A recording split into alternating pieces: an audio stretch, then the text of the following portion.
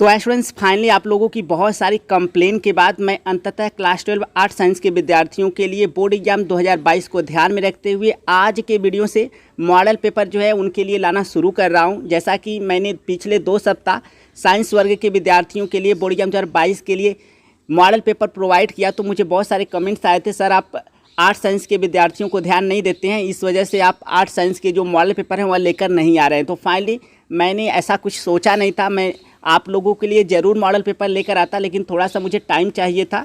तो फाइनली आज संडे था, तो मैं क्लास 12 आर्ट साइंस के विद्यार्थियों के लिए भूगोल का मॉडल पेपर लेकर आया हूं।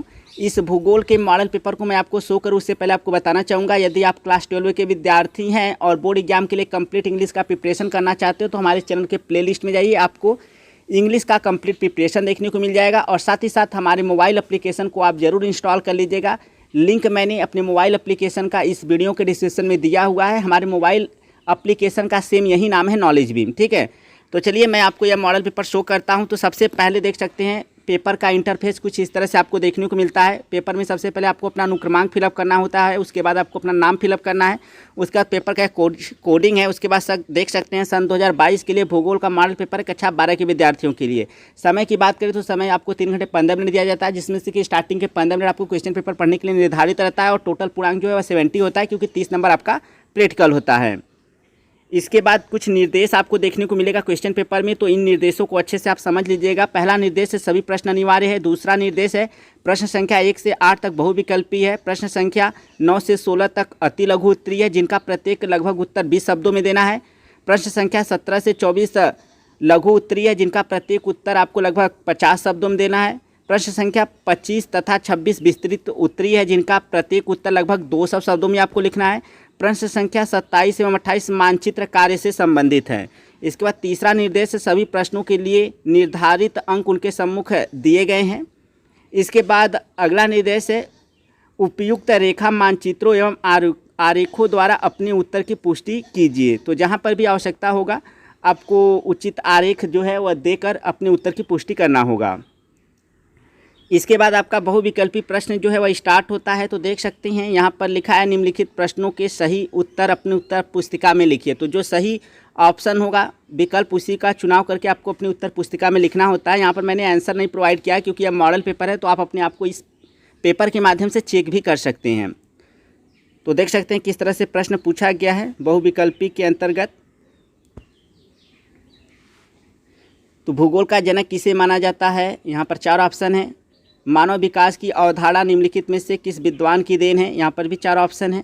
निम्नलिखित में से कौन सा देश उच्च मानव विकास वाला नहीं है, तो यहाँ 4 ऑप्शन आपको देखने को मिल रहा है। तो 8 प्रश्न बहुविकल्पी देखने को मिलेगा। इसके बाद आप देख सकते हैं छठा प्रश्न, निम्नलिखित में से कौन भारत में दूसरा सबसे बड़ा धार्मिक समुदाय है। तो यहाँ पर ऑप्शन आप देख सकते हैं, 4 ऑप्शन आपको यहाँ पर देखने को मिल रहा है। अगला प्रश्न निम्नलिखित में से कौन नवीकरणीय संसाधन है। इसके बाद 8वां बहुविकल्पी प्रश्न है सहकारी कृषि को सर्वाधिक सफलता किस देश से मिली। तो यहाँ 4 ऑप्शन आपको देखने को मिल रहा है। इसके बाद आपका 9वें प्रश्न से अति लघु उत्तरी प्रश्न शुरू होता है, जिसका कि प्रत्येक का उत्तर आपको 20 शब्दों में देना है। 9वां प्रश्न देख सकते हैं किस तरह से है, 1-1 नंबर का ये सारे ही प्रश्न हैं। 10वां प्रश्न भी देख सकते हैं और जो 11 वाला प्रश्न है वह भी देख सकते हैं। 12वां प्रश्न है आर्थिक विकास क्या है। 13वां प्रश्न है भारत के 2 जूट उत्पादक राज्यों के नाम लिखिए। और 14वां प्रश्न है प्राचीन काल में नगर के प्रमुख कार्य क्या थे। 15वां प्रश्न है किन्हीं 2 लौह अयस्क के नाम लिखिए। और 16वां प्रश्न है ऋतु प्रवास से आप क्या समझते हैं।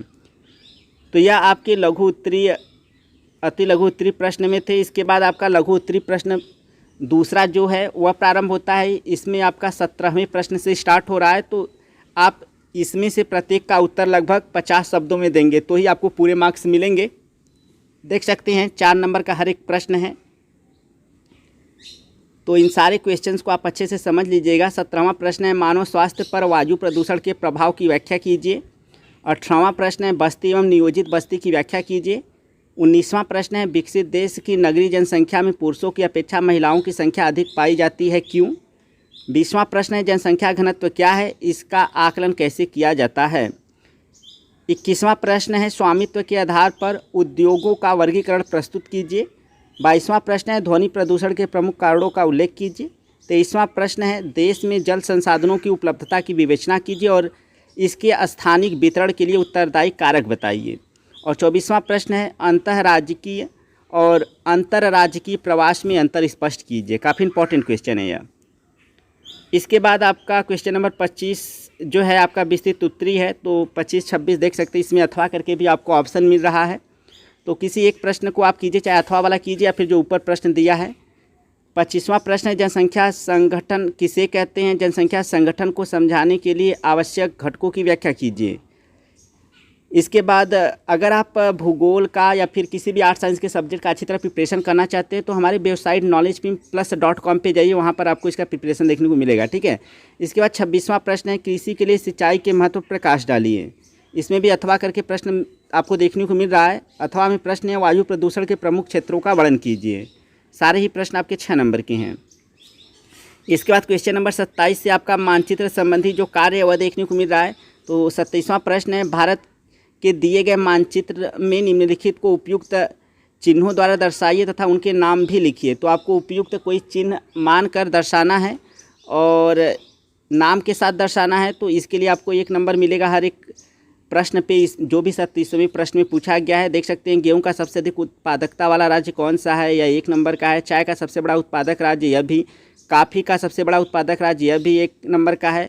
तोरिया का सरसों का सबसे बड़ा उत्पादक राज्य है, तो यह भी। चावल का अग्रणी उत्पादक राज्य, यह भी आपका 1 ही नंबर का है। आपको चिन्ह के साथ और नाम लिखकर दर्शाना है, ठीक है।